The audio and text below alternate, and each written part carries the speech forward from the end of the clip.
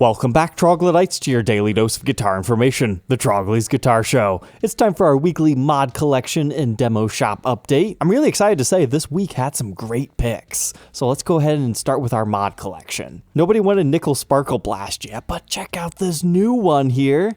My biggest critique last week on that $10,000 double neck guitar was they didn't quite do enough. I thought they should have done the finish on the top and the back and the sides to bring it to that $10,000 amount. And it's almost like they were listening to me because this week they really took this above and beyond. So nothing really changed too much on our headstock here except for our custom truss rod covers. Same style inlays that are always on these things, but we get kind of a pointy body right here. You've kind of got like a tuxedo vibe here, like it's the white shirt underneath the black coat. And then we've got kind of like a reverse Jimmy Page thing going on where the uncovered pickups are on the 12-string side instead of the 6-string side.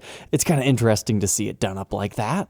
But I didn't really notice until just right now, this still has a pick guard despite not looking like it. They've just painted the pick guard. I don't think I've ever seen this model of guitar not have a pick guard before. But continuing on here, we've got the high performance knobs thrown on here. And based on first impressions, I was like, that's going to be another $10,000 boat anchor that never sells. But then I scrolled down to the photos of the back. Oh yeah, they did it on the back too. And if that wasn't enough, head on up to the headstocks, not one, but 2 stingers on this thing done up in that white and blue theme again. But I did find the serial number kind of strange, GS100462. I'm curious if that was meant to say CS for custom shop. It seems like the original serial number just wasn't quite able to be read, so they just markered that on there, which it looks kind of strange. But you can also see when they stamped it mod for the mod collection, it kind of cracked the finish. Speaking of the finish, this is not just white like I thought. It's almost like a sparkle white pearloid material, which means this whole thing is going to look a lot cooler in person. It was this photo right here that really made me start to fall in love with this finish. It's almost like a faux marble effect. Now they went a little bit crazy and got some finish on the sides of the fretboard that they probably could have cleaned up. But whatever. Was it cool enough for me to pay 10 grand to document? Not quite, but I would not shame somebody for purchasing that. This one weighs in at about 12.5 pounds. Next up, for an interesting Les Paul custom, they called it Tuxedo Ranchero, which it's basically just a regular white Les Paul custom, except instead of having gold hardware, they've actually black chromed it out. It looks like for that pickup cover, the bridge, the tailpiece, not quite the studs, and then they have like a metal topper on that plate, and it almost looks like a black plastic one on that, but I'm guessing that might just be photo angles and lighting differences here. But then check out that sweet clear pick guard that shows off all the pinstriping that Mr. Harris did on this one. And then when we flip over to the back, you can see it's got the black tuners. It's a 2021 instrument. And then you just had this pinstriping job on the back. It's like, it's nice, but it just kind of looks like scribbles to me on the back. That's like the design you normally see in the middle of a more complex design that does everything else. So for me, I wasn't a big fan of how that one turned out, but it is kind of cool. And that's pretty much it for the ones that are currently available at the time of recording. So let's take a quick peek at what has actually sold. Using a trick to see the sold listings that I told you about last time, check this thing out. So it's a 60s Les Paul standard in what they call red, fast, and blue. Okay, so it's been refinished with a blue top. They got these weird knobs. Are those googly eyes? I'm not certain, but I do believe those are googly eyes. I did not see that. I thought that was just like a reflection of some sort. I think Gibson employees are watching my Monstercaster video. But yeah, really striking blue. They've got the red pickup rings and a solid cover over top of the pickups with gold hardware. Okay. Looks like they swapped out the tuners to gold as well. But then get this. The back. It's red. Unfortunately, they don't have a really good side profile view, but that red to blue, they really just need like a crisp white binding on this thing for it to be super patriotic. Like full on mother of pearl inlay it out, like just rip out the plastic ones. But all those modifications and you still got a $200 discount off of a brand new one. Yeah, it's a no-brainer why it kind of sold. It's not for everybody, but it was kind of cool. Next, we have one of the Les Paul DC basses. Essentially, they just added another pickup to it for fun. All right, it's one of the black versions, but they were definitely asking a premium for that new pickup. Next up, we had a Les Paul Classic in Grapefruit Mimosa top.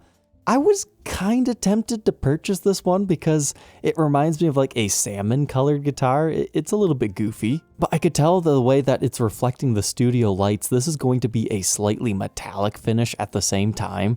So it's like, yeah, you know, it's kind of quirky for a Les Paul Classic. I enjoy it, but I don't love it. Something that could have pushed me over the edge is like a grapefruit decal on the back or something special in general. I mean, this is a nice mahogany back, but it just didn't quite tick the boxes for me to like want to grab it for a review and demo. They were asking a $300 premium for that top refinish, and I had already reviewed a Les Paul Classic from the modern era anyway, so wasn't necessarily jonesing to do another one. But check this thing out. So this is one of the Chicago Music Exchange exclusive SGs in their yellow finish, but they've blinged it out with gold hardware, and they put one of the Maestro vibrolas on it. This thing, fantastic price, $1,400, that was a steal. This is something I could realistically see resell on the used market, probably around $1,850, maybe $2,000 to the right guy. I mean, sure, all they did was throw one of these things on it, and that's probably worth like $200, $250 to the right person. And you'll have to deal with the capped off tailpiece studs. But that's what's nice, you could convert it back if you want to and just, you know, Derek trucks it up and not have to use the vibrola. But yes, I was a big fan of this. What pickups do they have in here? Looks like maybe Burstbucker 3s, if I'm interpreting that correctly. So that means they took the T-type pickups out of it. And then we've got Fantazy Magic Top. I'm not sure if that's how they want you to pronounce it or if it's supposed to be Fantasy with a ZY. That's lost to me, but it is a magic top. Look at that thing. It's a combination between like a purplish blue and more of like a magenta red. So it's going to do like a flip-flop sparkle thing. You can even see like a little bit of iridescent green in here. This is one, if I would have been here this week, I probably would have considered buying it because these finishes tend to look really cool in person. And at the end of the day, it's just one of those Les Paul moderns. So it's got the slightly better heel access carve right here with a cool top finish. Wow, that's a super close up. You can see all the sparkles in that thing. But you'll notice it's a top refin only, so that'll be an interesting side profile. The natural wood on the side and then the sparkly top. But that was only asking a $200 premium based off of the new Gibson pricing. So not that bad for a fancy sparkle color changing top. Here's a 50 standard they converted to all gold parts. Kind of reminds me of the Fort Knox Les Paul that they did a couple of years ago. And the mahogany on the back has a nice dark hue to it. Kind of a similar story as the last one. Here's a Custom Shop 57 reissue as a true dark back that they added a middle humbucker in for just fun, I guess. No pickguard on that one. So that wraps up the website. Now let's check out the demo shop. I started to notice something today in this shop that they've recently changed, or maybe I just haven't noticed it. All the guitars are now sold as is. So say you go to the demo shop and you read the return policy, returnable within 30 days of delivery. There's a restocking fee. Most dealers don't end up recharging that. That's just, okay, you modified this guitar and then sent it back. But generally, I expected you to have 30 days to return these things, right? But if we click on one of these things, this beautiful Les Paul Classic, people are kind of starting to forget that these things were once a thing. They're not that old, but if you come down here, this item is sold as described and cannot be returned unless it arrives in a condition different of how blah, blah, blah, blah, blah. That's kind of shocking to see from them because I figured they were big enough of an operation that they would be able to accept returns. Reverb makes you put a return policy on your profile and then they let you select each guitar like that. I run my business the same way. I feel I go above and beyond in my descriptions and making a video for nearly every single guitar that I sell that you should be very confident in what you're purchasing from me that I shouldn't have to accept returns. That's the way I view it. I'm sure I lose selling guitars to some people because of that, but I do well enough that it's okay. But I was kind of surprised to see that Gibson is now taking on that same model. Especially after talking to the demo shop guy who runs everything, they've had just a handful of returns. Most people are happy with their guitars because generally they're worth more afterwards. If you get a custom color exclusive finish, that's really cool anyways. But let's go ahead and dive into the currently available offerings at the time of recording that I thought were cool. So this is a Les Paul Classic Lite.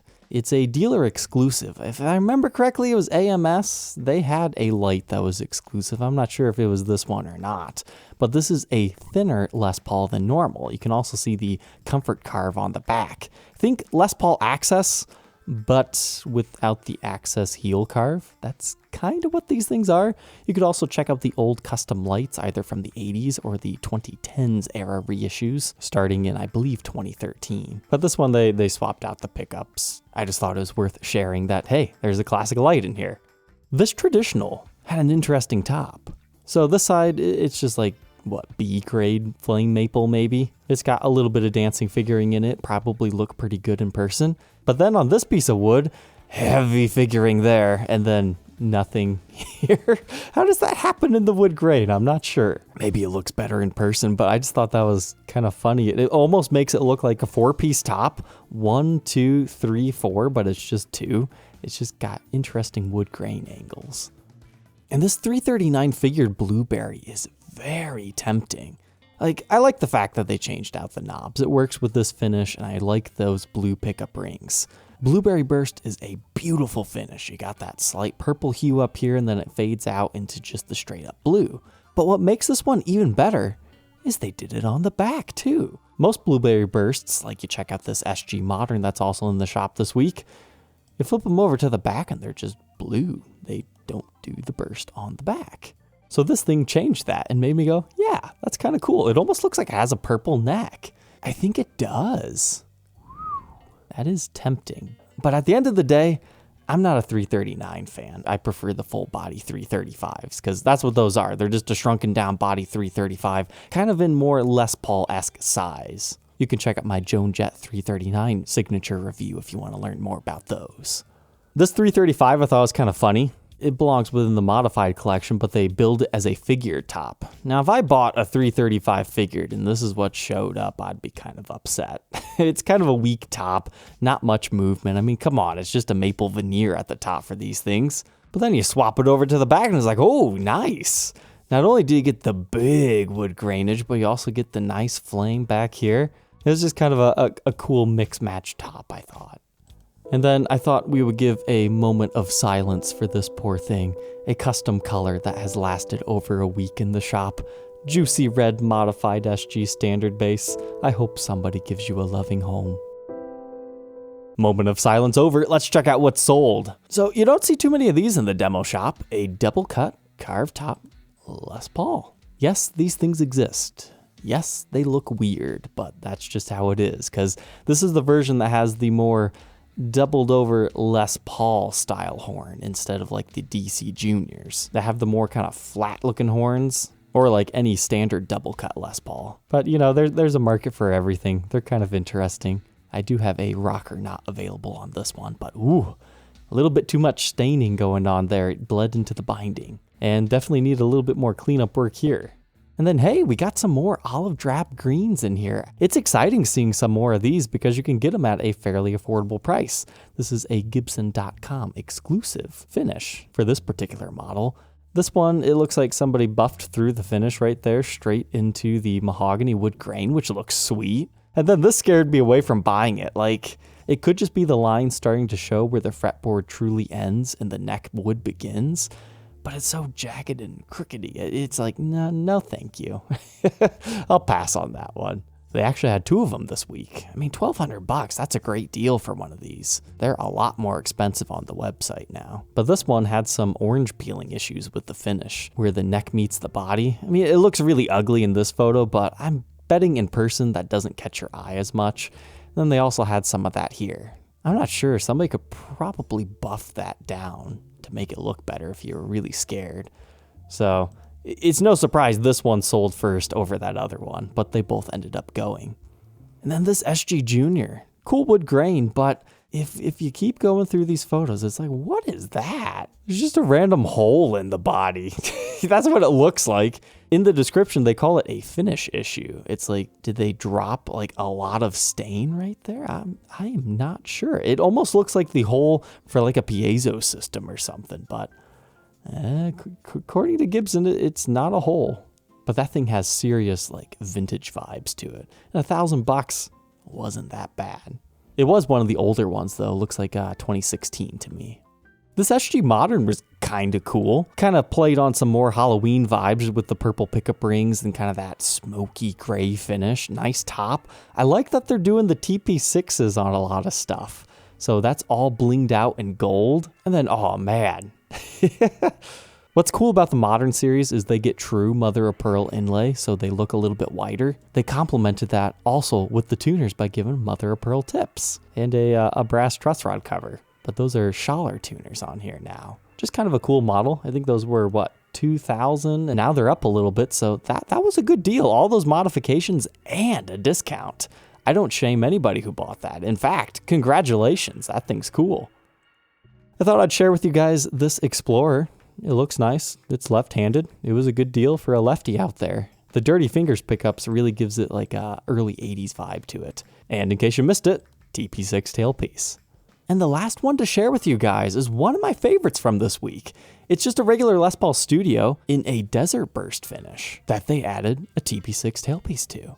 But they added another pickup in the middle, they changed out our pickup rings, and it really complements this whole finish. Generally, I do not like perimeter burst guitars, but this one, it's got the black, and then it's kind of got like that pumpkin-esque color. We're coming out of the Halloween times now, but, you know, this one just works for me. And then in case you didn't notice it, look at our knobs. You've got 3 of them that are orange, and then one that's just the regular gold. I'm betting that one might actually blend in your middle pickup with your other options. But I just love the modifications on this. And then you see, oh, it's 2015 spec'd. Now they've got regular tuners on it.